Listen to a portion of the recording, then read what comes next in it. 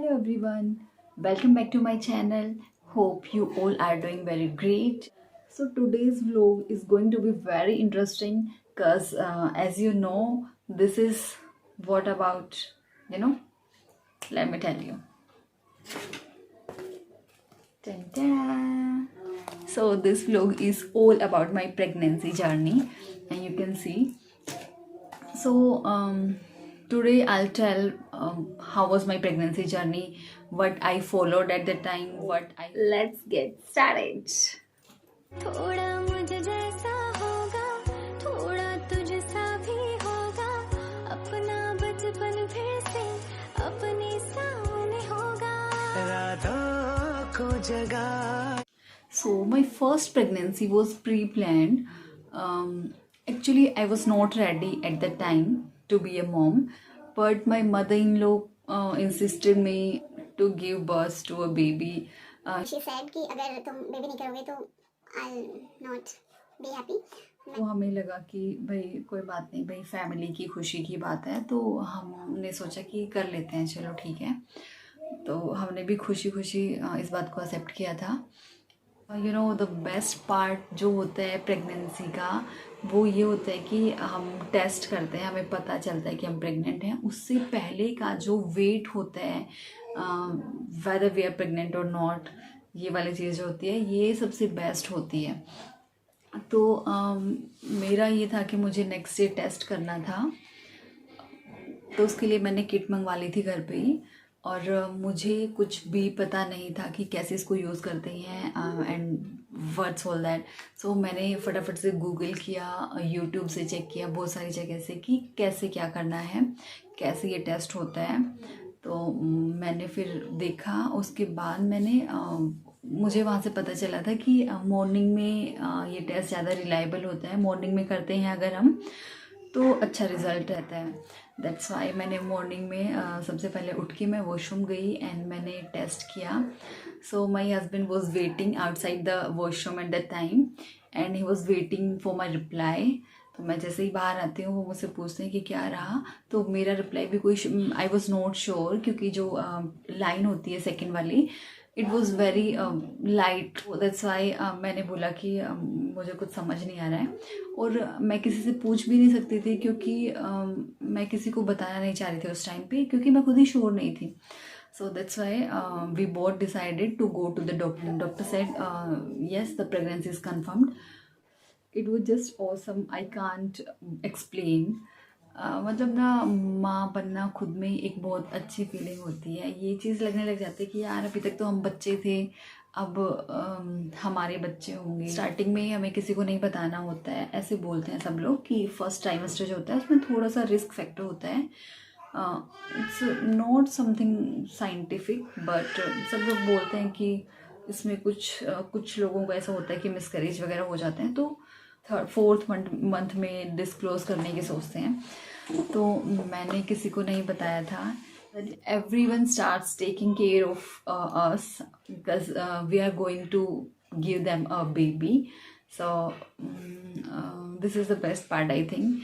And the another one is the pregnancy glow. Pregnancy glow भी हमें बहुत अच्छा फील करवाता है.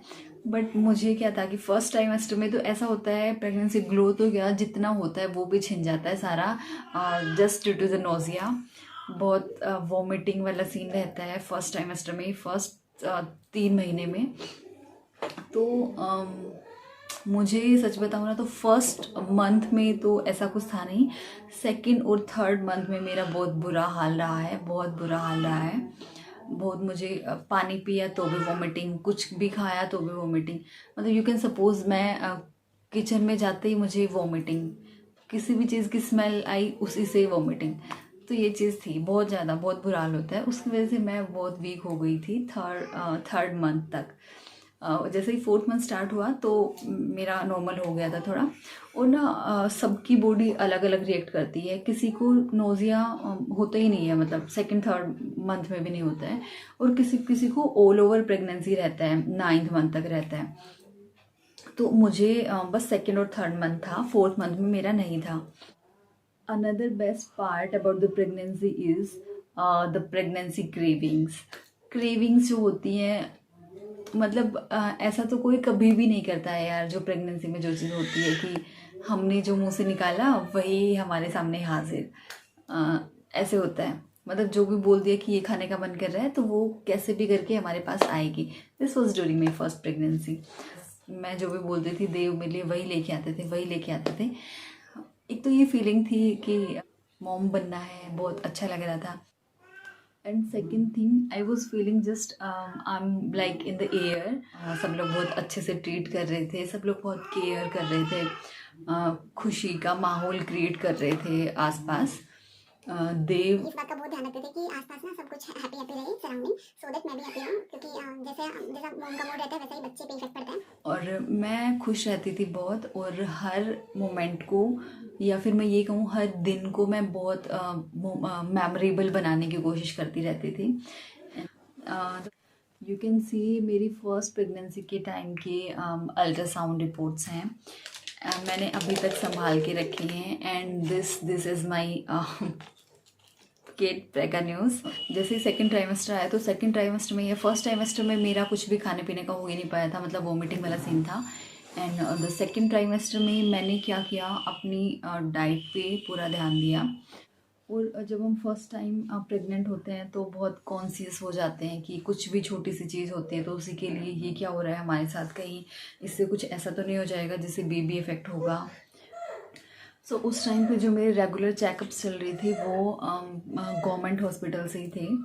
प्राइवेट हॉस्पिटल, मैं किसी प्राइवेट डॉक्टर के पास नहीं जा रही थी। So it was not possible for me कि कुछ भी बात हो और मैं डॉक्टर से कंसल्ट करूं ईच एंड एवरी डे, छोटी छोटी बात पे कांटेक्ट नहीं कर सकती थी मैं डॉक्टर से। तो मैं क्या करती थी कि हर चीज़ को मैं हर रोज़ बहुत गूगल करती थी कि कैसे क्या होता है, ये हुआ है तो इससे क्या हो सकता है, कुछ गलत तो नहीं है ये प्रेगनेंसी में। तो इस सब से मैं बहुत, जहाँ से भी मुझे अच्छा डाटा कलेक्ट होता है, जो भी मुझे लगता है कि अच्छे यूट्यूबर्स हैं या फिर इंस्टाग्राम गूगल, जहाँ भी मुझे अच्छा मिलता कंटेंट, मैं वो देखा करती थी अबाउट प्रेगनेंसी। तो मुझे वहाँ से बहुत सारी बातें पता चलने लगी और मैं उनको फॉलो करने लगी।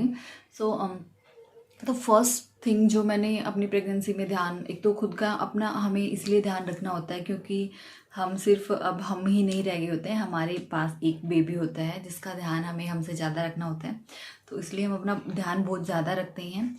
सेकंड थिंग, डाइट प्लान अच्छा होना चाहिए प्रेगनेंसी में। द थर्ड वन इस कि मैं प्रेगनेंसी में एक्टिव रहने की बहुत कोशिश करती थी। मतलब जो थर्ड ट्राइमेस्टर वाला पार्ट होता है उसमें क्या होता है कि बहुत लेजीनेस आ जाती है।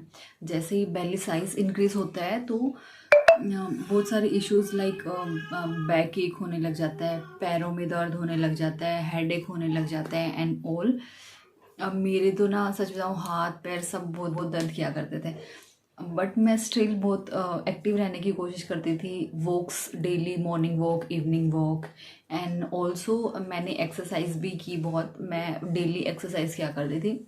स्टार्टिंग से ही मैंने प्रेगनेंसी में एक्सरसाइज की है एंड फाइनल 9th मंथ तक, लास्ट तक मैंने एक्सरसाइज की, एक्सरसाइज नहीं छोड़ी मैंने। एक्सरसाइज इम्पोर्टेंट रोल क्यों प्ले करती है प्रेगनेंसी में, क्योंकि उससे क्या होता है ना, हम जैसे ही एक्सरसाइज करते हैं प्रेगनेंसी की जो पर्टिकुलर होती हैं उनसे 9th मंथ में मतलब क्या होता है कि बेबी को अपनी पोजीशन सेट करने में बहुत हेल्प मिलती है। मीन्स जो डिलीवरी के लिए जो ज़रूरी होता है, और मसल्स डिलीवरी के लिए ना मसल्स हमारी स्ट्रेच होनी स्टार्ट हो जाती है। मसल्स जैसे कि एक्सरसाइज से जो स्ट्रेचिंग होगी तो फिर बाद में टीयर अप होने का कम चांसेस होते हैं। दैट्स वाई, और उससे क्या होता है, मतलब एक्सरसाइज करने से हमारे बैक एक में भी बहुत रिलीफ मिलता है हमें, एंड एक्टिव और हैप्पीनेस भी पूरा दिन बनी रहती है। तो मैंने तो प्रेगनेंसी में ऑल ओवर मतलब रोज़ एक्सरसाइज की है। तो आप लोगों को अगर एक्सरसाइज की भी वीडियो चाहिए तो मैं सेपरेट जो प्रेगनेंसी की एक्सरसाइजेस होती हैं वो उसके लिए मैं वीडियो बना दूंगी। Now coming to the worst part of my pregnancy. हाँ, कुछ बुरा भी था मेरी प्रेगनेंसी में, और वो क्या था, अभी तक मेरा जो ससुराल में था वो गोल्डन पीरियड चल रहा था, बहुत अच्छा टाइम चल रहा था, बहुत अच्छे रिश्ते चल रहे थे।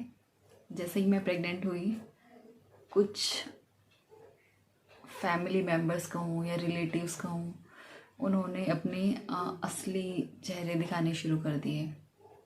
मेरे साथ कुछ अलग हो रहा है, हटके हो रहा है। तो मेरी बॉडी में चेंजेस हो रहे हैं, मुझे पहले से ज़्यादा सोचना पड़ रहा है, ज़्यादा रिस्पॉन्सिबिलिटीज़ आ रही है मेरे ऊपर। और फिर ऊपर से वो जो प्यार मिल रहा था सबसे, वो प्यार मुझे कहीं गायब सा होता दिखा एकदम से। I don't know what was wrong, where was wrong, I was wrong और not, but this happened and it was unexpected. इस टाइम पे तो एटलीस्ट कुछ गलत नहीं करना चाहिए यार। किसी के साथ कोई प्रेग्नेंट है या किसी को बेबी होता है पोस्टपार्टम टाइम पे, आफ्टर डिलीवरी, तो उस टाइम तो कम से कम एक बहू को अच्छे से ट्रीट करना चाहिए। So this is my request to all the family members कि आपके घर पे अगर कोई प्रेग्नेंट लेडी है तो उसको प्लीज़ अच्छे से ट्रीट कीजिए, उसको खुश रखने की कोशिश कीजिए, क्योंकि उसका जो माइंड सेटअप होता है उस चीज़ का बेबी पे बहुत हार्मोनल इफेक्ट भी पड़ता है। मतलब जैसे अगर वो स्ट्रेस में है तो कुछ ऐसे हॉर्मोन्स रिलीज होते हैं जिसकी वजह से बेबी पे इफेक्ट पड़ता है, एंड सर्टेनली ऐसा होता है। This is scientific. तो आप लोग मेनली हस्बैंड से रिक्वेस्ट है कि आप अपनी वाइफ का इस टाइम पे बहुत ध्यान रखें।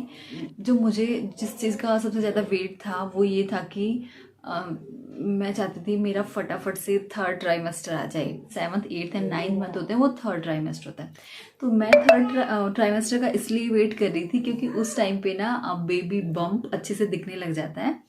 तो कुछ मुझे थोड़ा सा शूट का था शौक, मैं फ़ोटोज़ क्लिक करनी थी मुझे बहुत सारी, ऐसे कि मैं कुछ वीडियो बना पाऊँ ऐसे बेबी बम्प के साथ क्यूट क्यूट सी, जो मैंने की भी थी। मेरे इंस्टाग्राम चैनल पे आप देख सकते हैं। This was my pregnancy journey. आपको अगर अच्छी लगी हो तो कमेंट में ज़रूर बताइएगा, एंड लाइक शेयर कमेंट कीजिएगा, सब्सक्राइब कीजिएगा अगर आप मेरे चैनल पे नए हैं, और बेल आइकन को प्रेस कर दीजिए ताकि न्यू वीडियो का नोटिफिकेशन सबसे पहले आपके पास जाए। मिलते हैं नेक्स्ट व्लॉग में। Bye, thank you for watching. पहली मोहब्बत का एहसास है तू, पहली मोहब्बत का एहसास है तू, बुझ के जो बुझ ना पाई वो प्यास है तू। आँखों में तू, मेरे ख्वाबों में तू है, यादों के मैं के गुलाबों में तू है। तू मेरी जिंदगी है, तू मेरी हर खुशी है।